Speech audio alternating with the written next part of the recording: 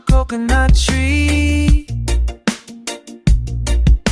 barefoot in the sand, and I'm feeling so free.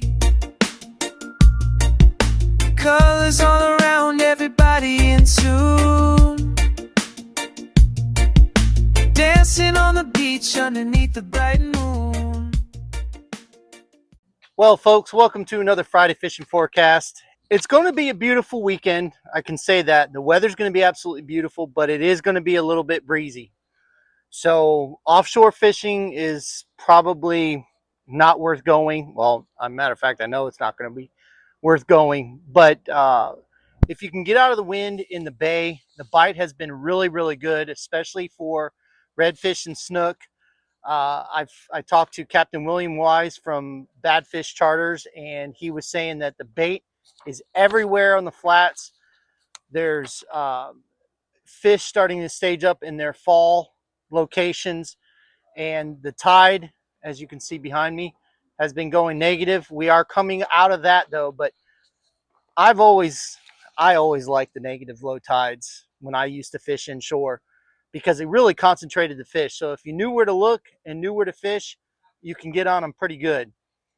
So if you can find places to get out of the wind, I highly recommend it. One of the great places actually is the Little Manatee River, the Big Manatee River, the Alafia River. These fish are starting to make their way up into the river. Matter of fact, I saw some tarpon rolling the other day. Tarpon was busting on some bait. So there's a lot of stuff going on inshore. Now offshore, I did talk to Captain Brian Lambert today. He went offshore yesterday, got into some hogfish, got into a couple of keeper red grouper, and he said it was pretty bumpy out there. And last weekend we had the opportunity to fish, and it started off extremely rough in the morning, and then it flattened out in the afternoon. But in between, the bite in the morning wasn't very good, but the bite in the afternoon was really good. We actually would have had our 3-man limit of red grouper in 52 feet of water, but we had one taken away by shark, and we got broke off multiple times because there were some pretty decent fish in 52 feet of water. So we caught hogfish, we caught snapper, yellowtails. So it was a decent day out there.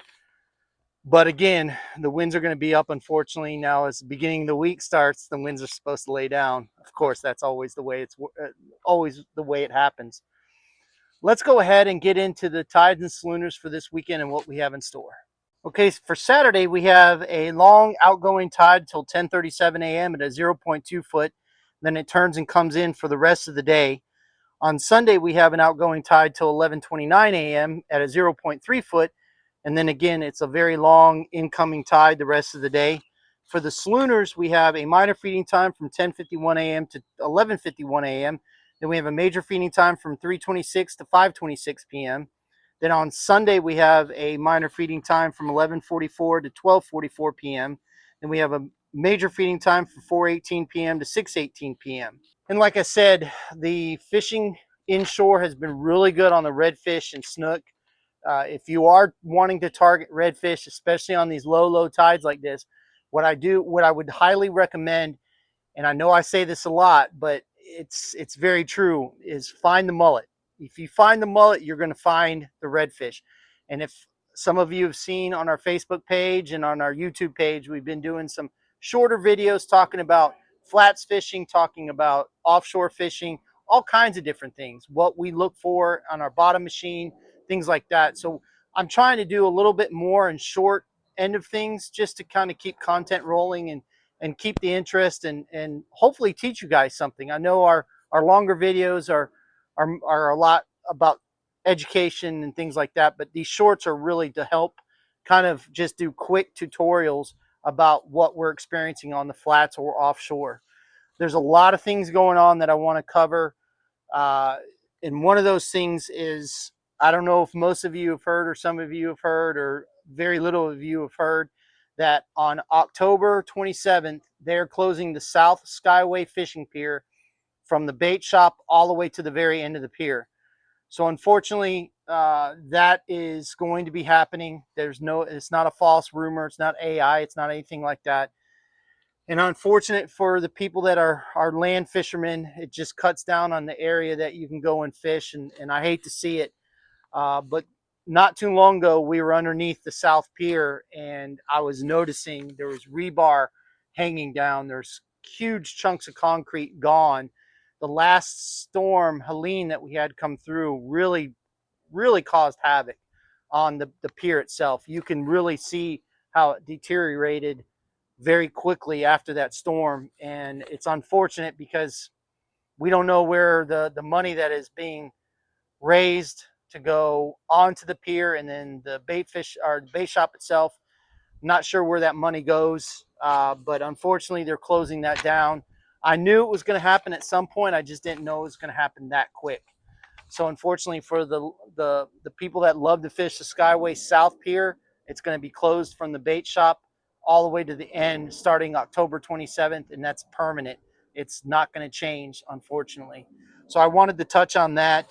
Also wanted to touch on we have we have hogfish and sheepshead tackle boxes. So we're putting in gear that primarily targets those fish. So you'll have jigs, you have egg sinkers, you have split shots, things like that. So we're selling those here at the shop. I have not put them online. If you guys have interest in buying them online, let us know, and then I will put them online. But right now we do have them at the shop, and it has different types of jigs, egg sinkers, split shots. So each box is different than the other. So it's primarily targeting hogfish and sheepshead. So if you're interested in that, let me know if you want to see it online.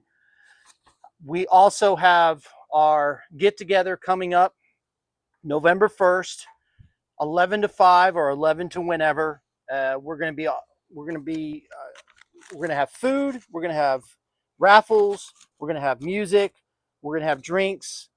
If you want, you can BYOB.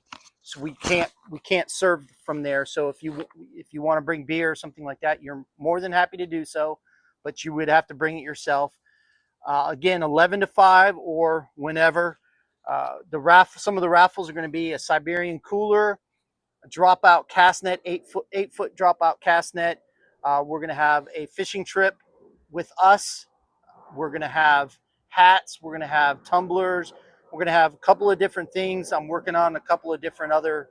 Uh, we're probably going to have a gift card for the bait shop. So we'll have a couple of different raffles. But this is primarily to get like-minded people together to talk fishing, to help support Pirates Pointe, to kind of get more people to see Pirates Pointe because it's absolutely a beautiful location. It's right on the water on the Little Manatee River. It's right around the corner from here. So if you want to come by boat, you can definitely do that, or you can come by land. Again, November 1st, 11 to 5. Like I said, we're gonna have all of our sponsors there. Boat Eye 360.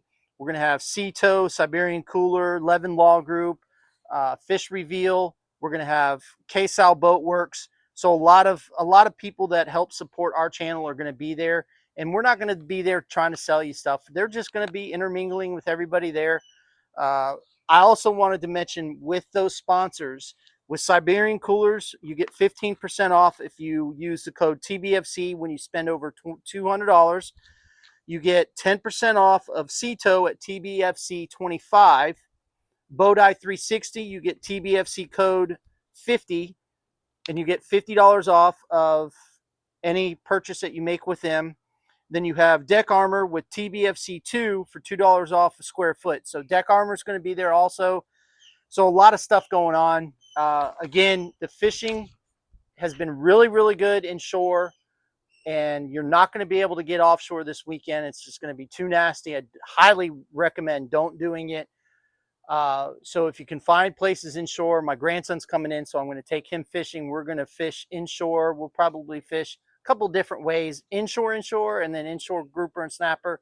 Uh, so we're going to try to get out of the wind, but it is a fishable weekend. The weekend's going to be absolutely beautiful. You just got to kind of get out of the wind a little bit, and there's a lot of locations you can do that because it's coming out of the, I think, east northeast or north northeast, somewhere in that direction. But like I said, the inshore fishing is really good. Snook, redfish.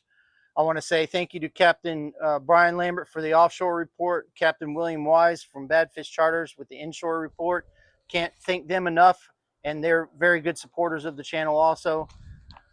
So again, fish more, catch more, and we'll see you on the flip side.